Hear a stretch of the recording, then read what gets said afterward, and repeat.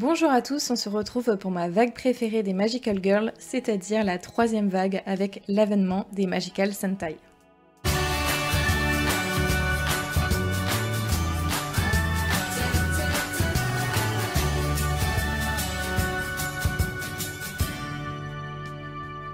Avec l'arrivée de Sailor Moon en 92, le genre des Magical Girls connaît une transformation radicale. Les héroïnes, en tout cas du genre Magical Sentai, ne sont plus seules, elles forment désormais une équipe de guerrières magiques, souvent avec des rôles bien définis, des couleurs attitrées et des ennemis à combattre, tout en gardant les codes classiques, c'est-à-dire la transformation, la magie, les objets magiques, les mascottes et une bonne dose de romance également. Cette période donne ainsi naissance au sous-genre dit Magical Sentai, en référence aux Super Sentai comme les Power Rangers, et marque l'apparition d'un groupe d'héroïnes, un ton plus épique avec des enjeux de sauvetage du monde par exemple, et surtout une popularité internationale croissante. Sailor Moon, ça devient vraiment un phénomène mondial. Petite parenthèse avant d'aller plus loin, je ne citerai que les Magical Girls les plus connues de cette période, sinon la vidéo serait très longue, mais je vous mets en description une petite vidéo où est répertorié tous les openings entre les années 60 à 2017-2018 si vous êtes intéressé pour vraiment avoir toute la liste.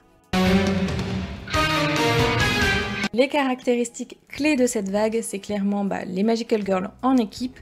Souvent elles sont au nombre de 3, de 5 ou voire plus. Les pouvoirs de nos Magical Girls sont souvent liés soit à un élément ou à une thématique en particulier. Comme je disais, d'où le nom Magical Sentai, il y a vraiment une structuration Sentai, c'est-à-dire des couleurs, des attaques combinées, des méchants récurrents. C'est vraiment la structure, ce qu'ils ont repris le plus du Sentai. On est toujours aussi dans une continuité au niveau de la transformation et même des attaques qui deviennent vraiment des scènes clés et ritualisées. C'est clairement à partir de cette période où on aura beaucoup plus de combats également dans les Magical Girls.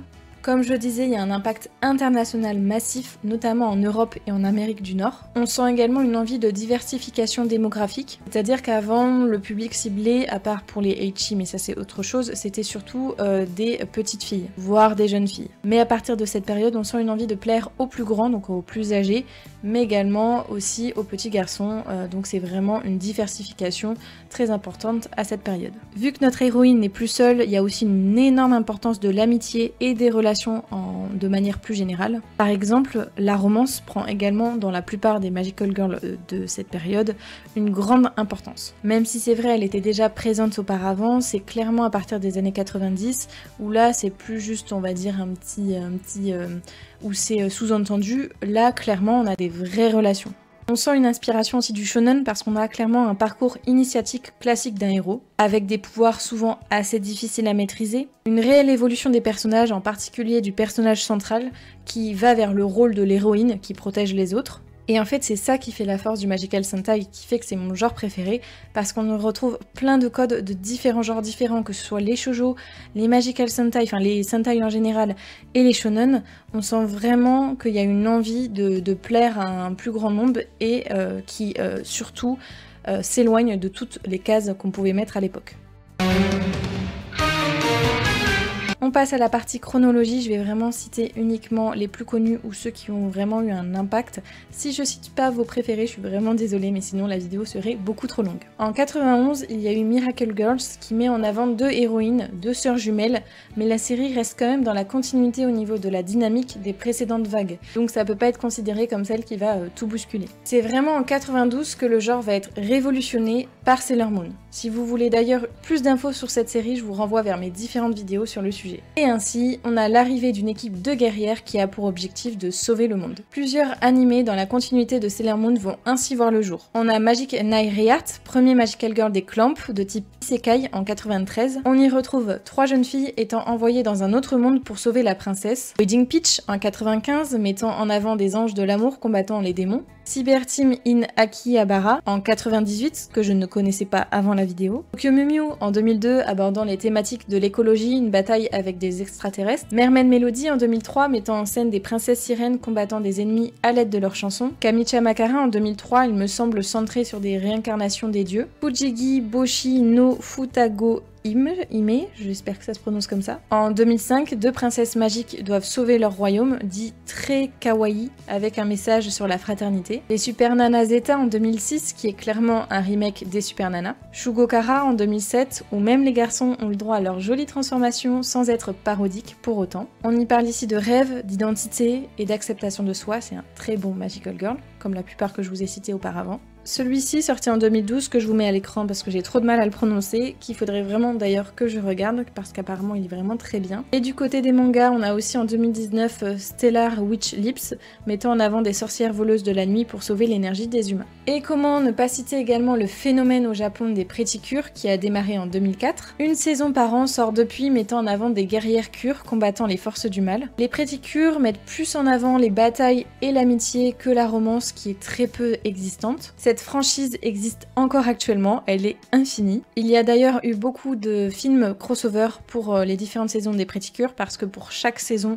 on retrouve des héroïnes différentes. Dans la même lignée que les Pretty Cure, il y a également les J-Pets entre 2009 et 2015 qui me semblent être plus pour un public de petites filles, mais je n'ai pas encore vu cette série donc je peux pas le développer plus que ça.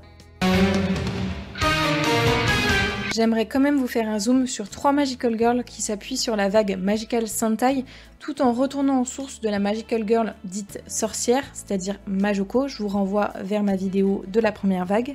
Le cultissime Magical Doremi en 99. Il revient aux bases sorcières de la première vague, mais en équipe avec une forte dimension quand même émotionnelle, à chaque fin de série, comment vous dire, qu'on pleure. Et la magie, comme les précédentes vagues, sert plutôt au quotidien, mais il y a quand même parfois des enjeux plus importants, surtout au niveau du monde des sorcières qu'il faut de temps en temps sauver.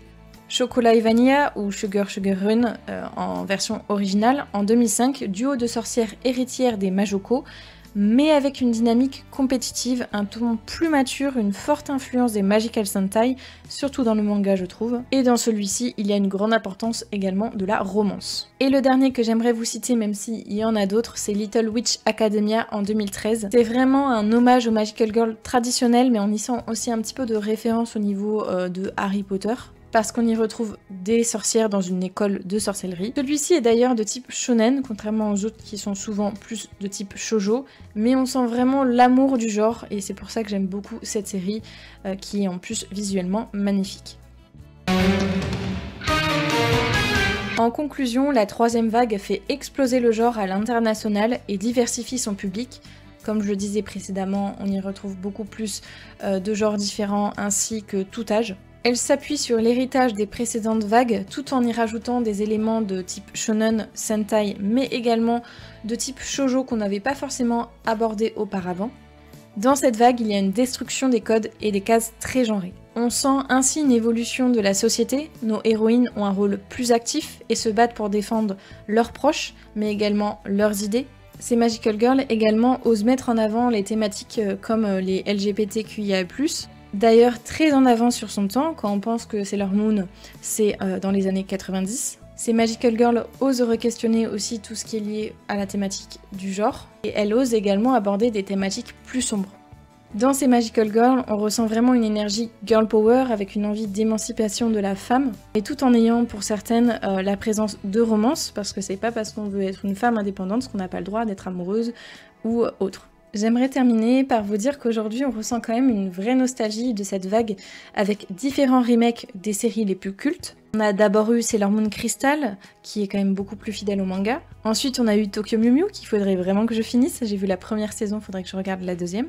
Il me semble qu'on a même eu Magic Knight Heart, je sais plus si ça a été annulé ou non, mais je sais que c'était dans les tuyaux normalement. Et dernièrement, on a eu aussi une annonce pour Chocolat et Vanilla, ça date de cette année. Ces d'autres séries cultes ont aussi eu le droit à des suites, comme Shugokara par exemple, c'est pas encore sorti en France mais on l'espère pour chez nous bientôt. Les suites sont plus anciennes mais elles arrivent en France, par exemple pour Peachy Peach, on a quand même eu Aqua qui est arrivé du coup récemment en France. Pareil pour Tokyo Mew Mew, on a eu des Return qui est sorti récemment.